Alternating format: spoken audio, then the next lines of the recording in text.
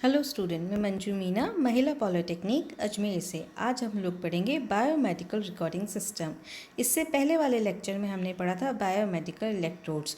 उसमें हमने देखा था कि बायोमेडिकल इलेक्ट्रोड्स एक ट्रांसड्यूसर होते हैं और इन बायोमेडिकल इलेक्ट्रोड्स की मदद से हम पेशेंट की शरीर से बायोमेडिकल सिग्नल्स रिसीव करते हैं। इलेक्ट्रोड्स के द्वारा सिग्नल रिसीव करने के बाद उन्हें रिकॉर्ड करने की आवश्यकता पड़ती है। तो इन बायोमेडिकल रिकॉर्डिंग सिस्टम के द्वारा हम उन सिग्नल्स को रिकॉर्ड करते हैं जिन्हें बायोमेडिकल इलेक्ट्रोड्स ने पेशेंट के शरीर से रिसीव किया है। रोगी के मेडिकल उपचार के लिए व खोज के लिए मानव शरीर रोगी के मेडिकल उपचार के लिए व खोज के लिए मानव शरीर की सेल, टिश्यू, ऑर्गन से बायोमेडिकल इलेक्ट्रोड के द्वारा बायोमेडिकल सिग्नल्स लिए जाते हैं। जब हम पेशेंट का ट्रीटमेंट कर रहे होते हैं, उसका उपचार कर रहे होते हैं या उसकी बीमारी के रिसर्च के लिए, उसकी बीमारी का पता करने के लिए उस पेशेंट के शरीर से यानी कि उसके शरीर की सेल, टिश्यू, ऑर्गन से क्या लिए जाते हैं? बायोमेडिकल सिग्नल्स लिए जाते हैं। किसके द्वारा लिए जाते हैं? बायोमेडिकल इलेक्ट्रोड के द्वारा लिए जाते हैं। तो उन्हें एनालिसिस करने के लिए, उन्हें डॉक्टर्स को दिखाने के लिए उनको क्या करने की ज़रूरत पड़ती है? उनको रिकॉर्ड करने की ज़रूरत पड़ती है। और उन्हें रिकॉर्ड हम किस मेथड के थ्रू करते हैं? ग्राफिकल मेथड के थ्रू हम उन्हें रिकॉर्ड करते हैं। जैसे कि हम इस फिगर में देख रहे हैं कि बायोमेडिकल सिस्टम में बायो इलेक्ट्रोड्स के द्वारा क्या करते हैं? हम लोग सिग्नल रिसीव करते हैं, बायोमेडिकल सिग्नल रिसीव करते हैं पेशेंट के शरीर से। तो जो हमारे बायो इलेक्ट्रोड्स हैं वो क्या है एक्चुअल में? वो हमारे ट्रांसड्यूसर हैं। उसके बाद सिग्नल कंडीशनर लगा होता है। सिग्नल कंडीशनर क्या करता है? जो बायोमेडिकल इलेक्ट्रोड ने सिग्नल रिसीव किया उनकी कंडीशनिंग करता है और फिर उसके बाद रिकॉर्डिंग सिस्टम के द्वारा उन सिग्नल्स की रिकॉर्डिंग की जाती है। तो इस फिगर के द्वारा हम देख सकते हैं कि बायोमेडिकल सिस्टम में इलेक्ट्रोड्स ट्रांसड्यूसर की तरह कार्य करते हैं। ट्रांसड्यूसर कौन होते हैं? जो एक फॉर्म ऑफ एनर्जी को दूसरी फॉर्म ऑफ एनर्जी में कन्वर्ट करते हैं। तो बायोमेडिकल इलेक्ट्रोड्स जो क्या है वो एक्चुअल में ट्रांसड्यूसर है। इन बायोमेडिकल इलेक्ट्रोड्स जो सिग्नल रिसीव करते हैं उसके बाद क्या होती है? सिग्नल की कंडीशनिंग होती है। इसके बाद सिग्नल कंडीशनर होता है। उसके बाद सिग्नल की प्रिंटिंग होती है। प्रिंटिंग किसके थ्रू होती है? रिकॉर्डिंग सिस्टम के द्वारा होती है। एक अच्छी क्वालिटी के रिकॉर्डिंग के लिए, एक अच्छी क्वालिटी की रिकॉर्डिंग के लिए रिकॉर्डर में कुछ गुण होने चाहिए। तो कौन कौन से गुण होने चाहिए? उस रिकॉर्डर के अंदर ये निम्न गुण होने चाहिए। एक हाईली फ्लेक्सिबिलिटी होनी चाहिए, यानी कि वो रिकॉर्डर कैसा होना चाहिए? फ्लेक्सिबल होना चाहिए। हाई रिलायबिलिटी होनी चाहिए, वो रिकॉर्डर रिलायबल होना चाहिए। उसका रेजोल्यूशन हाई होना चाहिए, वो बहुत सेंसिटिव होना चाहिए, उसकी सेंसिटिविटी हाई होनी चाहिए ताकि छोटी से छोटी चीज़ को रिकॉर्ड कर सके। उसका signal to noise ratio high होना चाहिए। Signal to noise ratio high का मतलब क्या है? कि नॉइज़ कम होनी चाहिए, सिग्नल में डिस्टॉर्शन कम से कम होना चाहिए। लो पावर कंजम्पशन होना चाहिए, इलेक्ट्रिसिटी को कम कंज्यूम करे। गुड परफॉर्मेंस होनी चाहिए, यानी कि उसकी परफॉर्मेंस, उसकी रिजल्ट हमेशा अच्छे हैं। अब हम देखेंगे रिकॉर्डिंग मैकेनिज़्म। कौन कौन से रिकॉर्डिंग मैकेनिज़्म हम लोग इसमें यूज़ करते हैं बायोमेडिकल फील्ड में। बायोमेडिकल रिकॉर्डिंग सिस्टम में प्रयुक्त रिकॉर्डिंग प्रणाली मूल रूप से मैकेनिकल सिस्टम है। तो जो हम रिकॉर्डिंग मैकेनिज़्म यूज़ कर रहे हैं बायोमेडिकल फील्ड में वो सारे कैसे हैं? वो मैकेनिकल सिस्टम है। इस प्रणाली में प्रयुक्त रिकॉर्डिंग टेक्निक्स के अनुसार electronically control mechanical structure electric motor का यूज़ किया जाता है। तो इसके अंदर जो रिकॉर्डिंग टेक्निक यूज़ होती हैं वो क्या है? वो इलेक्ट्रॉनिकली कंट्रोल मैकेनिकल सिस्टम्स हैं ना। उसके अंदर इलेक्ट्रिक मोटर यूज़ होती है सारी चीज़ों को कंट्रोल करने के लिए। रिकॉर्डिंग जो मैकेनिज़्म है वो दो प्रकार के होते हैं, जैसा कि हमें इस फ्लो चार्ट में दिख रहा है कि रिकॉर्डिंग मैकेनिज़्म सिंगल वेरिएबल को रिकॉर्ड करता है तो सिंगल वेरिएबल रिकॉर्डिंग मैकेनिज़्म है। अगर वो डबल वेरिएबल यानी कि दो वेरिएबल को रिकॉर्ड करता है तो डबल वेरिएबल टेक्निक है। सिंगल वेरिएबल रिकॉर्डिंग जो है वो दो टाइप की टेक्निक्स होती हैं, एक तो लीनियर टेक्निक और एक पोलर टेक्निक। लीनियर टेक्निक में हम पढ़ेंगे स्ट्रिप चार्ट रिकॉर्डर जो ECG, EMG और EEG की रिकॉर्डिंग के लिए यूज़ होते हैं। पोलर टेक्निक में हम पोलर चार्ट रिकॉर्डर देखेंगे और डबल वेरिएबल टेक्निक में हम लोग XY रिकॉर्डर देखेंगे। इस यूनिट में हम लोग स्ट्रिप चार्ट रिकॉर्डर और XY रिकॉर्डर पढ़ेंगे। सिंगल वेरिएबल टेक्निक दो प्रकार में बांटी गई है, जैसा कि फ्लो चार्ट में दिख रहा है, एक लीनियर टेक्निक और एक पोलर टेक्निक। लीनियर टेक्निक, इस टेक्निक में रिकॉर्डिंग पेपर को कांस्टेंट लीनियर वेलोसिटी से मूव किया जाता है। इसके अंदर हम क्या करते हैं? पेपर को मूव करते हैं, कांस्टेंट लीनियर वेलोसिटी से मूव करते हैं। और ये किस में यूज़ होती है टेक्निक? ECG में, EEG में, EMG में, इन सारे रिकॉर्डर्स में ये टेक्निक यूज़ होती है। फिर है पोलर टेक्निक। इस टेक्निक में रिकॉर्डिंग पेपर को कांस्टेंट एंगुलर वेलोसिटी से मूव किया जाता है।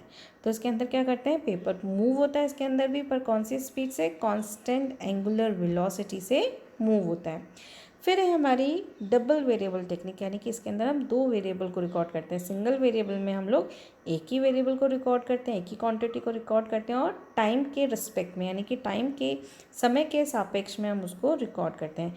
डबल वेरिएबल में दो वेरिएबल होते हैं और उन दोनों को एक दूसरे के रिस्पेक्ट में रिकॉर्ड किया जाता है। डबल वेरिएबल टेक्निक, इस टेक्निक में दो वेरिएबल होते हैं जिनके रिस्पेक्ट में रिकॉर्डिंग की जाती है। इस टेक्नोलॉजी में पेपर को स्थिर रखा जाता है और एक वेरिएबल के रिस्पेक्ट में दूसरे वेरिएबल को रिकॉर्ड किया जाता है। इस टेक्निक से किसी भी कंपोनेंट या बायोलॉजिकल सिस्टम की कैरेक्टरिस्टिक्स को रिकॉर्ड किया जा सकता है। उसके बाद हम लोग देखेंगे स्ट्रिप चार्ट रिकॉर्डर। यह टेक्निक एक इलेक्ट्रॉनिकली कंट्रोल मैकेनिकल सिस्टम है। तो ये टेक्निक कैसी है, ये एक मैकेनिकल सिस्टम है जिसको इलेक्ट्रॉनिकली कंट्रोल किया जाता है। इस टेक्निक में पेपर रोल से पेपर टेबल पर आ जाता है। जैसा कि आप इस डायग्राम में देख रहे हैं, ये ऊपर पेपर रोल है, पेपर रोल से पेपर खिसकता जाता है ना, और पेपर खिसक के किस पे आता है, इस पेपर टेबल पे आता है। पेपर को रोकने के लिए यहाँ पे पेपर रोल के नीचे क्या है, ब्रेक स्पूल है, और उसके नीचे आइड्रल रोलर है ना, जो पेपर को मोशन देता है, अच्छा मोशन देता है। ऊपर मार्कर स्टाइलस दिख रहा है, जो 1 MB का सिग्नल, जो डॉट डॉट लाइन दिख रही है ना, वो 1 MB का सिग्नल मार्क कर रहा है।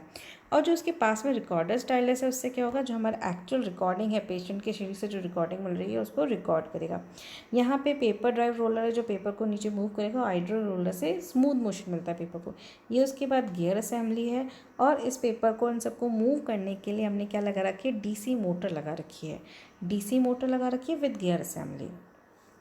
तो यह टेक्निक कैसी है, यह टेक्निक मैकेनिकल सिस्टम है ये, और ये इलेक्ट्रॉनिकली यानी कि इलेक्ट्रिसिटी से कंट्रोल होता है।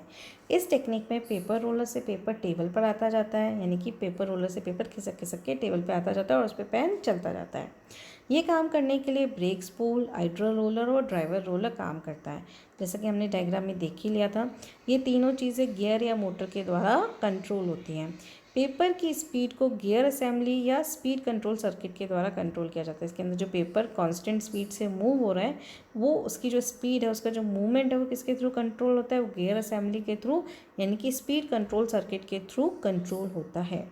इसके ऊपर एक स्टाइलस सपोर्टिंग चैनल है जिसपे स्टाइलस लगे होते हैं और मार्कर लगा होता है ना।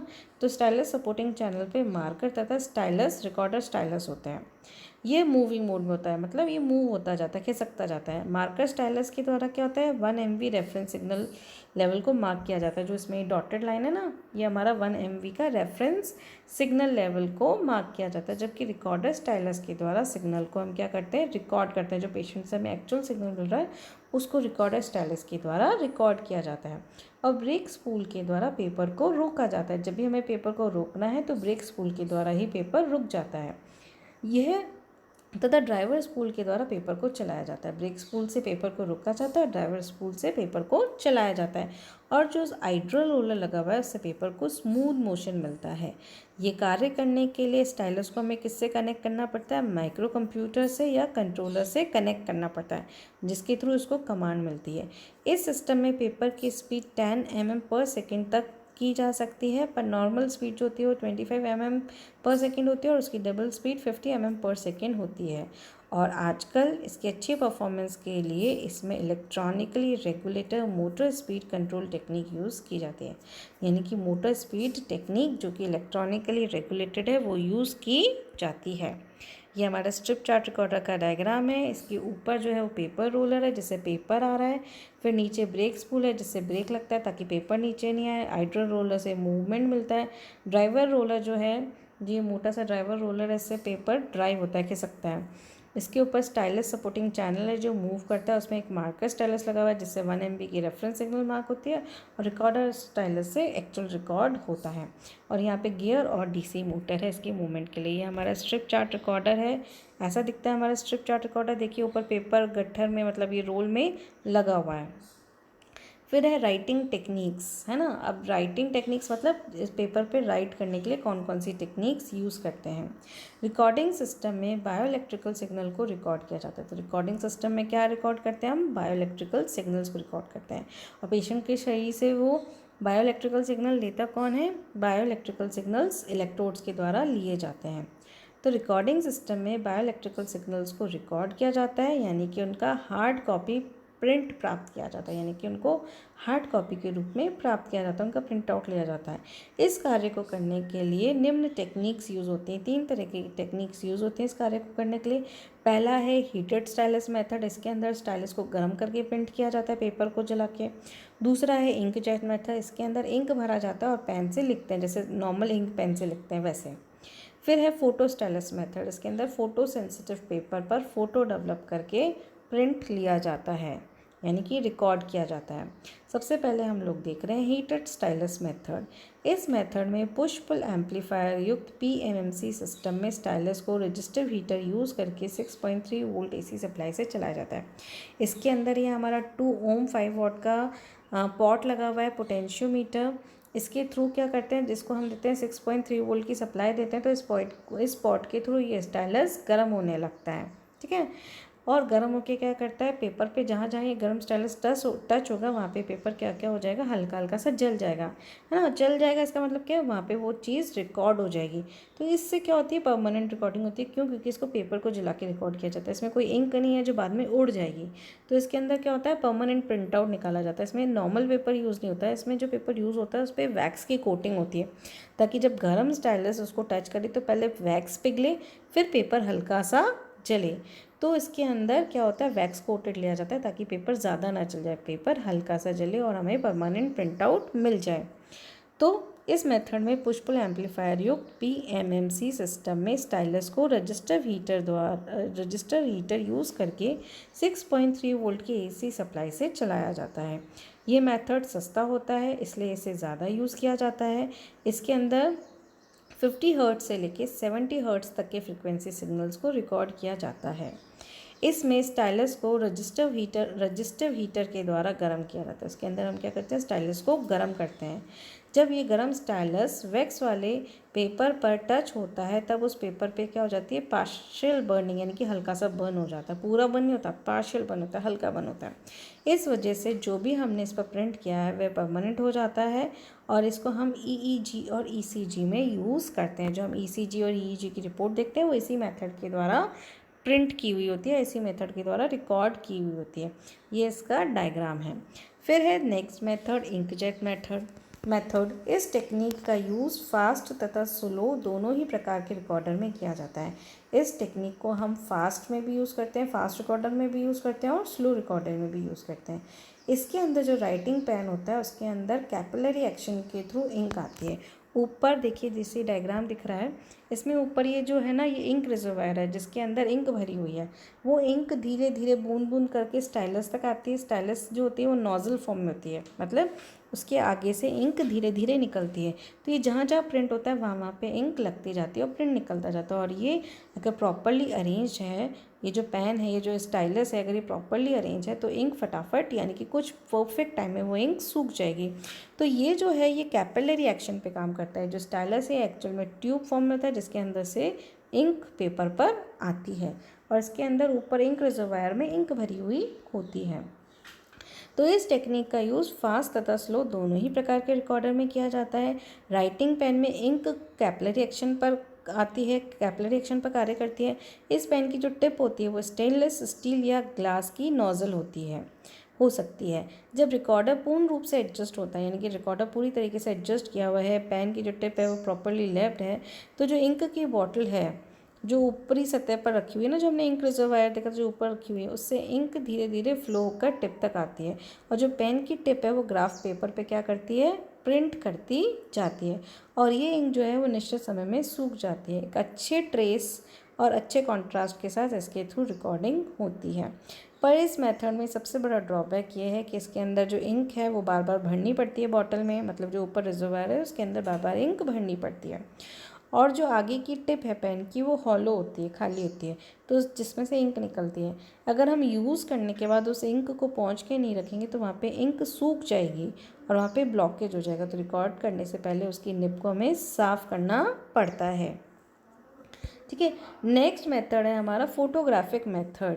इस मेथड में क्या करते हैं हम, फोटो सेंसिटिव पेपर यूज़ करते हैं। जैसे पुराने टाइम में जो हमारी डिजिटल कैमरा आने से पहले मेथड था फोटोग्राफ डेवलप करने का, डेवलपर बीम के थ्रू, मतलब एक टब में लिक्विड डालते हैं, उसके अंदर इसको फोटो सेंसिटिव पेपर को डिप करते हैं और एक लैम्प जलाकर ये पेपर पर उसका इम्प्रिंट लेते हैं। सेम मेथड इसके अंदर यूज़ होता है, फोटोग्राफिक मेथड। तो इस मेथड में क्या होता है कि मूविंग लाइट बीम होती है, लाइट बीम के फॉर्म में हम लेज़र बीम यूज़ करते हैं, है ना। तो इस मेथड में एक मूविंग लाइट बीम होती है, उस लाइट बीम को फोटो सेंसिटिव पेपर पर यानी कि फोटोग्राफिक फिल्म पर फोकस करते हैं, गिराते हैं। और इस फोटोग्राफिक पेपर को हम डेवलपर लैम्प यानी कि एक लैम्प लगी हुई है, उसके अंदर एक स्पेशल बाथ टब यानी कि एक टब सा होता है, बाथ टब होता है, उसके अंदर लिक्विड भर के डेवलप किया जाता है। जैसे कि आप इस डायग्राम में दिख रहे हैं, ये ऊपर लेज़र गन है, इससे लेज़र बीम जनरेट होती है, नीचे मिरर लगे हुए हैं। मिरर की मदद से जो इस फोटोग्राफिक फिल्म रोल है, इस पर लाइट फोकस होती है। अब जब इस पर लाइट फोकस हो जाती है, लेज़र बीम से इसे इम्प्रिंट हो जाता है, तो इस फोटोग्राफिक फिल्म रोल को क्या करते हैं, एक डेवलपिंग टब में डाल देते हैं और ऊपर लैम्प जला देते हैं। इस टब के अंदर हम लिक्विड भरते हैं, डेवलपिंग लिक्विड, और फिर हम इसके ऊपर उसका इम्प्रिंट लेते हैं। इस मेथड में लाइट बीम जो है वो लेज़र डायोड के द्वारा या लेज़र गन के द्वारा जनरेट होती है। जो इसके अंदर लाइट बीम जनरेट हो रही है वो लेज़र गन या लेज़र डायोड के थ्रू जनरेट होती है। इसके बाद ये लाइट बीम मिरर पर गिरकर जहाँ हमें रिफ्लेक्ट करनी है फोटोग्राफिक फिल्म रोल पर, वहाँ रिफ्लेक्ट की जाती है, फोकस की जाती है। इस तरह की प्रक्रिया को फोटोग्राफिक रिकॉर्डिंग मेथड कहते हैं। और ये प्रक्रिया क्या कहलाती है, फोटोग्राफिक रिकॉर्डिंग मेथड कहलाती है। इसके एडवांटेजेस क्या हैं कि इसमें मेंटेनेंस की ज़रूरत नहीं पड़ रही, ना मुझे कोई क्लीननेस की ज़रूरत है, ना मुझे कोई देख रेख की ज़रूरत है, कुछ नहीं है ना। ये बहुत ही कम मेंटेनेंस वाला मेथड है। इसका फ्रिक्वेंसी रिस्पॉन्स भी बहुत अच्छा होता है, ये इंस्ट्रूमेंट बहुत कॉम्पैक्ट होता है और इसके अंदर मल्टी चैनल रिकॉर्डिंग भी हो सकती है। ये इसका डायग्राम है, लेज़र गन से मिरर पे गिरती है और मिरर के थ्रू फोटोग्राफिक फिल्म रोल पर वो फोकस होती है। इसके बाद इस फोटोग्राफिक फिल्म रोल को क्या करते हैं, टब के अंदर डिप करते हैं। उस टब के अंदर लिक्विड भरा होता है जिसके थ्रू इस पर इम्प्रिंट होता है और ऊपर डेवलपर लैम्प जली हुई होती है। ठीक है। Problems in recording system. अब हम देखेंगे कि हमें क्या क्या प्रॉब्लम्स हो सकते हैं रिकॉर्डिंग सिस्टम में और वो किन किन कारणों से होती हैं। अगर वो प्रॉब्लम्स हमें हो रही हैं तो हमें क्या क्या चीज़ चेक करना है, उन प्रॉब्लम्स का क्या सोल्यूशन है। सपोज़ करिए अगर हमारी पावर सप्लाई नहीं आ रही है हमारे रिकॉर्डिंग सिस्टम में, जो हमारा रिकॉर्डिंग सिस्टम यूज़ कर रहे हैं, अगर उसके अंदर पावर सप्लाई नहीं आ रही है, अगर पावर सप्लाई से संबंधित प्रॉब्लम है तो हम क्या चेक करेंगे, जो हमारी पावर सप्लाई वाली कॉर्ड है, जो केबल है, उसको हम चेक करेंगे हम, है ना। हो सकता है वो ख़राब हो गई हो, अगर वो ख़राब हो गई तो हम उसको चेंज करेंगे। या फिर हम फ्यूज़ को चेक करेंगे, हो सकता है हमारा फ्यूज़ हो गया हो। अगर सेकंड प्रॉब्लम है मशीन का स्टैंड बाय मोड में होना, अगर मशीन मेरी स्टैंड बाय मोड में है तो ये मशीन स्टैंड बाय मोड में किन कारणों की वजह से हो सकती है। कैपेसिटर को चेक करेंगे, हो सकता है कैपेसिटर ओपन हो गया हो। रिले को चेक करेंगे, हो सकता है रिले ओपन हो गया। इन्हीं कारणों की वजह से मशीन क्या होती है, स्टैंड बाय मोड में रहती है।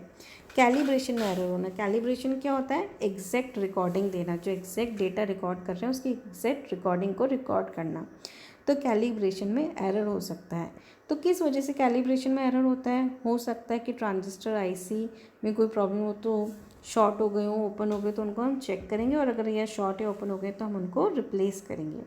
अगर स्टाइलस मूव नहीं हो रहा, अगर मेरा स्टाइलस मूव नहीं हो रहा है तो किन किन कारणों की वजह से नहीं हो सकता है, हो सकता है मेरे ट्रांजिस्टर आईसी ख़राब हो गए हो तो उनको रिप्लेस करेंगे, या हो सकता है उनकी सोल्डरिंग खुल गई हो तो दोबारा प्रॉपरली सोल्डर करेंगे। अगर मेरी पेपर मोटर काम नहीं कर रही, जो मेरी मोटर है वो काम नहीं कर रही है जिससे पेपर मूव होता है, तो हो सकता है कि मेरी मोटर की क्या हो गई हो, वाइंडिंग खुल गई हो। इस वाइंडिंग की खुलने की वजह से स्पीड कंट्रोलर में जो कंपोनेंट है वो यूज़ नहीं आ रहे होते हैं, तो उन्हें चेक करेंगे। अगर रिकॉर्डिंग नहीं हो रही है, मतलब हो सकता है कि रिकॉर्डिंग ही नहीं हो रही, तो किस कारण की वजह से हो सकता है कि एम्पलीफायर भी ख़राब हो जाता है, तब भी रिकॉर्डिंग नहीं होती है। तो उसको चेक करके उसको रिमूव करेंगे, चेंज करेंगे, मतलब, है ना। अगर पेपर जल रहा है, अगर स्टाइलस बहुत ज़्यादा गर्म हो रहा है और पेपर में आग लगा रहा है ना, ज़्यादा गर्म होने की वजह से पेपर पूरा जल रहा है, तो हम क्या करेंगे, इसका मतलब क्या है, जो मैंने पोटेंशियोमीटर लगाया था, जो पॉट लगाया था 2 ओम का, वो ख़राब हो गया है, तो उसको हम क्या करेंगे, चेंज करेंगे। अगर पेपर पे ट्रेस आ रहा है, नहीं आ रहा है, तो हो सकता है कि वो पोटेंशियोमीटर ख़राब हो गया, क्योंकि उस वजह से स्टाइलस इतना गर्म ही नहीं हो रहा है कि पेपर को पार्शियल बंद कर सके, तो हम पोटेंशियोमीटर को चेक करके चेंज करेंगे। अब क्या क्या प्रॉब्लम हो सकती हैं मैकेनिकल सिस्टम से रिलेटेड, मतलब प्रॉब्लम रिगार्डिंग मैकेनिकल सिस्टम। यह समस्या मैकेनिकल सिस्टम से रिलेटेड है, यानी कि जो हमारे मैकेनिकल सिस्टम में क्या क्या प्रॉब्लम है हम इस टॉपिक में हम वो देखेंगे। अगर मेरा पेपर स्लिप हो रहा है, मतलब जैसे पेपर जो मूव हो रहा है बोर्ड पे, अगर वो पेपर बहुत ज़्यादा स्लिप हो रहा है तो किस वजह से हो सकता है, जो मेरा रोलर है उसके घिस जाने की वजह से भी पेपर स्लिप होता है। तो उस केस में हमें क्या करना पड़ेगा, हमें रोलर को बदलना पड़ेगा। अगर मेरा पेपर फट रहा है बार बार तो हो सकता है जो मेरे रोलर पे रबड़ की कोटिंग थी वो ख़राब हो गई हो, कहीं से टूट फूट गई हो। तो इस कंडीशन में हम क्या करेंगे, हम रोलर की कोटिंग को चेंज करेंगे या रोलर को चेंज करेंगे। अगर मैं पेपर की स्पीड को कंट्रोल नहीं कर पा रही हूँ तो क्या कारण हो सकता है, मैंने जो गियर असेंबली लगा रखी है हो सकता है उसके गियर घिस गए हो, तो गियर बदलने पड़ेंगे या गियर को लूज़ या टाइट करना पड़ेगा। अगर पेपर पे ट्रेस ठीक से नहीं आना हो तो किस कारणों की वजह से नहीं हो सकता है मेरे स्टाइलस घिस गए हो, स्टाइलस की टिप टूट गई हो या उस टिप पर इंक जम गई हो। जैसे अगर मैं इंक जेट मेथड यूज़ कर रही हूँ तो हो सकता है कि उस पर इंक जमी रह गई हो। तो इन सब कारणों की वजह से भी स्टाइलस प्रिंट नहीं कर रहा होगा, तो इस केस में स्टाइलस को चेंज करेंगे। पेन का ठीक से नहीं चलना, अगर पेन ठीक से नहीं चल रहा है ना, तो क्या हो सकता है, पेन में हम प्रेशर को चेक करेंगे कि पेन में प्रेशर ठीक है कि नहीं है। मतलब अगर हम इंक जेट वाला मेथड, इंक भरने वाला मेथड है तो हम चेक करेंगे कि पेन में प्रेशर ठीक है या नहीं, उसकी टिप जो है जिसके थ्रू लिखा जा रहा है वो ठीक है कि नहीं। इंक भी चेक करेंगे कहीं खाली तो नहीं हो गई है, और अगर फिर भी नहीं आ रहा है तो फिर पेन को हम चेंज करेंगे। ये सारी प्रॉब्लम्स हमें आती हैं, ठीक है।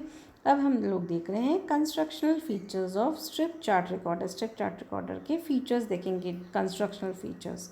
ठीक है, स्ट्रिप चार्ट रिकॉर्डर में निम्न फीचर्स हैं। कौन कौन से फीचर्स हैं, इस रिकॉर्डर में जो पेपर यूज़ होता है वो कैसा पेपर होता है, ग्राफ पेपर होता है। और ग्राफ पेपर कैसा होता है, वैक्स कोटेड होता है।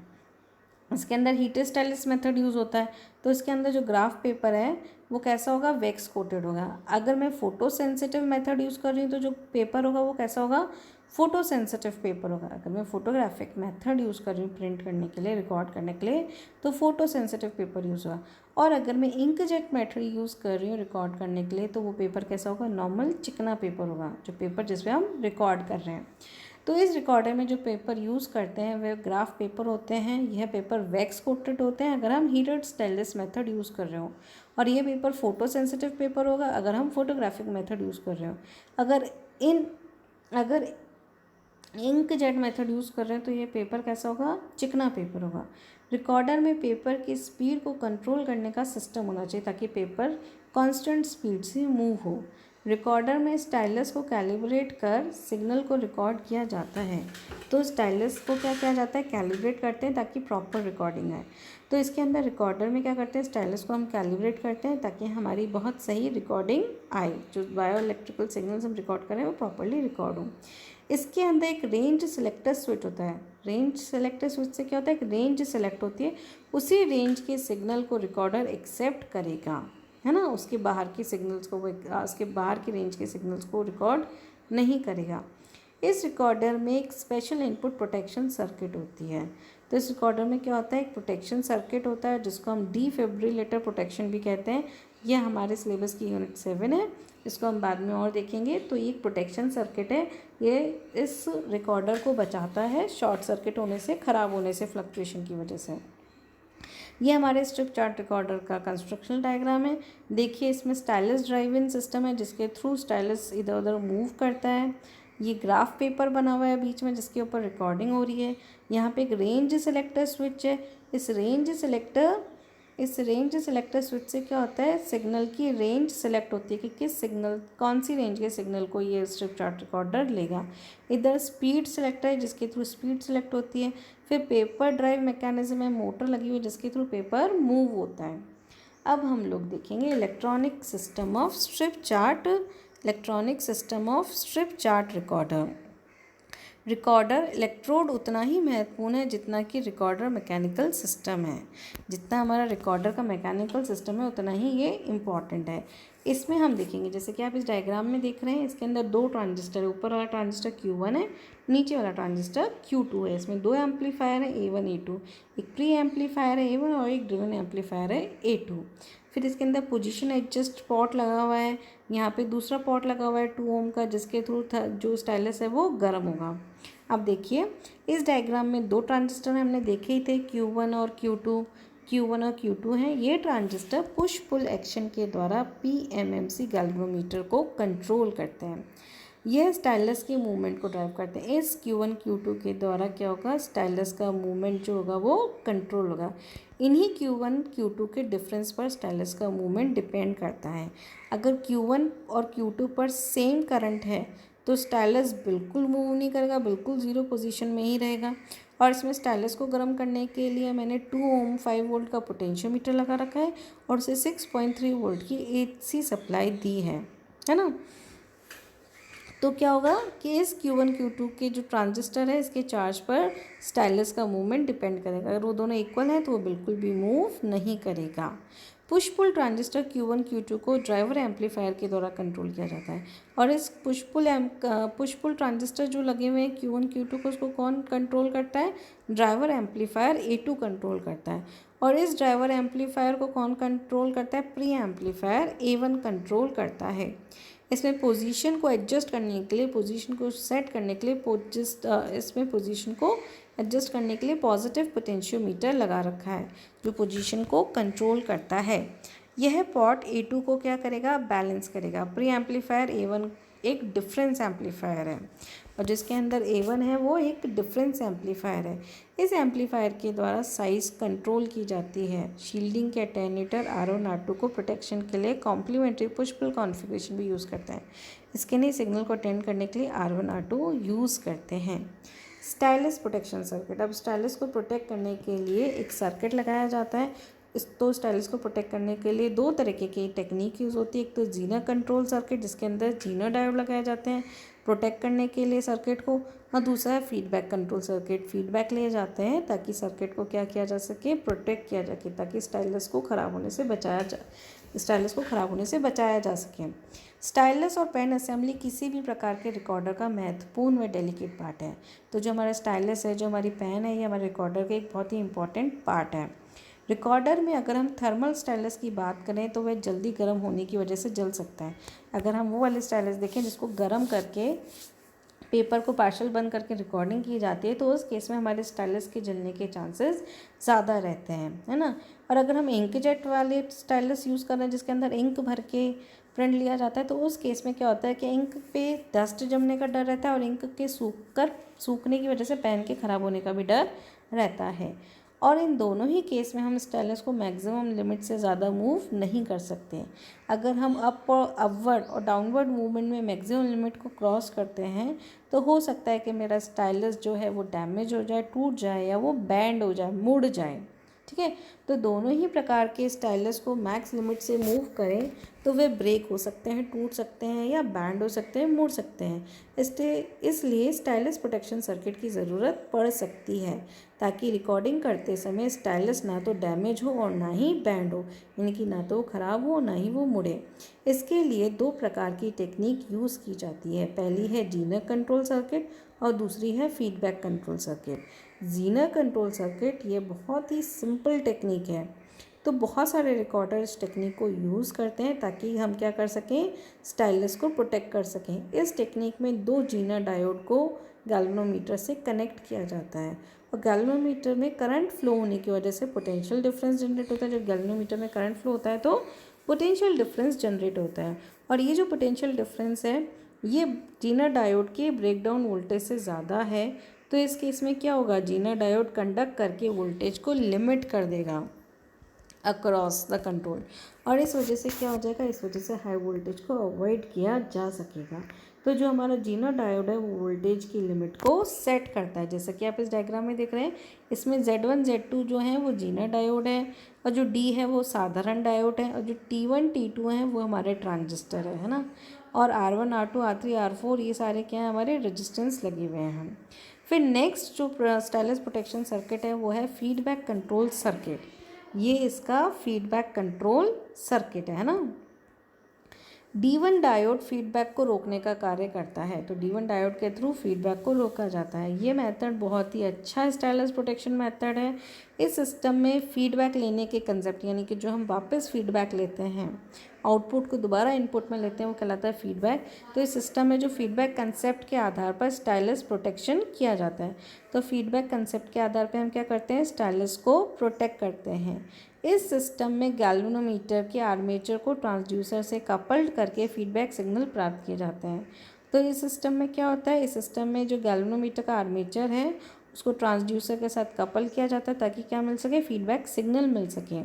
ट्रांजिस्टर के रूप में इसके अंदर हम लोग क्या यूज़ करते हैं, डिफरेंशियल कैपेसिटर यूज़ करते हैं, है ना। क्या यूज़ करते हैं, डिफरेंशियल कैपेसिटर यूज़ करते हैं। सी, अगर स्टाइलस बिल्कुल मिडल पोजीशन पर है तो इस केस में ये जो C1A दिख रहा है ना, ये C1A और CAB, तो ये C1A और CB है ना। अगर स्टाइलस बिल्कुल मिडिल पोजीशन पे है, 0 पे है, उस समय C1A पर और C1B पर चार्ज यानी कि कैपेसिटेंस बिल्कुल सेम होगा, है ना। तो करंट क्या होगा, 0 होगा। अगर कंट्रोल वोल्टेज तभी डेवलप होगा, कंट्रोल वोल्टेज कब डेवलप होगा, जब या तो स्टाइलस ऊपर मुड़ेगा या स्टाइलस नीचे मुड़ेगा, यानी कि स्टाइलस या अपवर्ड मूव करेगा या डाउनवर्ड मूव करेगा, और इसी वजह से C1A और C1B पर कैपेसिटेंस चेंज होगा। अगर स्टाइलस ऊपर की तरफ मूव कर रहा है, अपवर्ड मूव कर रहा है, तो C1B पर कैपेसिटेंस ज़्यादा होगा C1A के मुकाबले। अगर स्टाइलस डाउनवर्ड मूव कर रहा है तो C1A पर कैपेसिटेंस ज़्यादा होगा C1B के मुकाबले। तो DC वोल्टेज इस तरीके के मूवमेंट पर रिएक्ट करता है और नेगेटिव फीडबैक देकर, यानी DC मूवमेंट क्या करता है, इस तरीके के सिग्नल को रिकॉर्ड करता है, उस पर रिएक्ट करता है और उस पर नेगेटिव फीडबैक देकर स्टाइलस को बहुत ज़्यादा ऊपर जाने से या स्टाइलस को बहुत ज़्यादा नीचे जाने से रोकता है। इस तरीके से हमारे स्टाइलस की प्रोटेक्शन होती है और यह एक्शन डिफरेंशियल सर्किट के द्वारा परफॉर्म होता है ना, ताकि डिफरेंस पता पड़ सके। अब हमारा इस यूनिट का लास्ट टॉपिक है XY रिकॉर्डर। जैसा कि हमने पहले भी देखा था, XY रिकॉर्डर क्या करेगा, 2 वेरिएबल को रिकॉर्ड करेगा, एक वेरिएबल को दूसरे वेरिएबल के सापेक्ष, यानी कि उसके रिलेशनशिप के अकॉर्डिंग उसके रिस्पेक्ट में रिकॉर्ड करेगा। XY रिकॉर्डर वह इंस्ट्रूमेंट है जो कि 2 वेरिएबल की रिलेशनशिप को ग्राफिकली रिकॉर्ड करता है, यानी कि 2 वेरिएबल के रिलेशनशिप, यानी उन दोनों के रिस्पेक्ट में, एक दूसरे के रिस्पेक्ट में उनको रिकॉर्ड करता है। स्ट्रिप चार्ट रिकॉर्डर के अंदर पेपर मूव होता है और XY रिकॉर्डर में पेपर मूव नहीं होता है, वो स्थिर रहता है, बिल्कुल वैसा ही रहता है ना। तो स्ट्रिप चार्ट रिकॉर्डर क्या करता है, क्वांटिटी को टाइम के रिस्पेक्ट में, जो हम एक वेरिएबल रिकॉर्ड कर रहे हैं उसको किसके रिस्पेक्ट में रिकॉर्ड करता है, टाइम के रिस्पेक्ट में रिकॉर्ड करता है। जबकि XY रिकॉर्डर में 2 वेरिएबल की रिकॉर्डिंग होती है और एक दूसरे के रिस्पेक्ट में होती है। स्ट्रिप चार्ट रिकॉर्डर में स्टाइलस के साथ साथ पेपर भी कांस्टेंट स्पीड से मूव करता है, जैसा कि हमने देखा था। पर जबकि XY रिकॉर्डर में पेपर को क्या रखते हैं, बिल्कुल कांस्टेंट प्लेस पे रखते हैं, बिल्कुल एक ही स्थिर पोजीशन में रखते हैं। इस XY रिकॉर्डर में 2 चैनल हैं, एक X चैनल है, एक Y चैनल है, जैसा कि दिख रहा है। ऊपर वाली जिस पे Y इनपुट है वो अपना Y चैनल है, जिस पे X इनपुट है वो अपना X चैनल है। तो इस XY रिकॉर्डर में 2 चैनल होते हैं, X चैनल और Y चैनल, और इसके अंदर 2 सेल्फ बैलेंसिंग पोटेंशियोमीटर सर्किट है। ऊपर वाला जो है बैलेंसिंग सर्किट, ये एक सेल्फ बैलेंसिंग सर्किट है, जो नीचे वाला बैलेंसिंग सर्किट है वो दूसरा सेल्फ बैलेंसिंग सर्किट है। तो इसके अंदर 2 सेल्फ बैलेंसिंग पोटेंशियोमीटर सर्किट होते हैं। उनमें से एक self balancing potentiometer circuit recording pen को X डायरेक्शन मूव करता है। जो नीचे वाला है वो पेन को X डायरेक्शन में मूव करेगा, जो ऊपर वाला है Y इनपुट वाला, ये पेन को Y दिशा में मूव करेगा।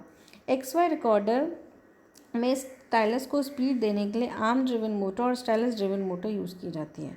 तो XY रिकॉर्डर में स्पीड को बढ़ाने के लिए एक तो आर्म ड्रिवन मोटर यूज़ करते हैं और एक स्टाइलस ड्रिवन मोटर को यूज़ करते हैं, है ना। इसके अंदर क्या क्या होता है, इसके अंदर देखो आप ये देख रहे हैं कि ऊपर से Y इनपुट आ रहा है तो ये पेन को Y डायरेक्शन में मूव करने में मदद करेगा। नीचे जो X इनपुट आ रहा है वो X डायरेक्शन में मूव करने के लिए X डायरेक्शन में मूव करने में हेल्प करेगा।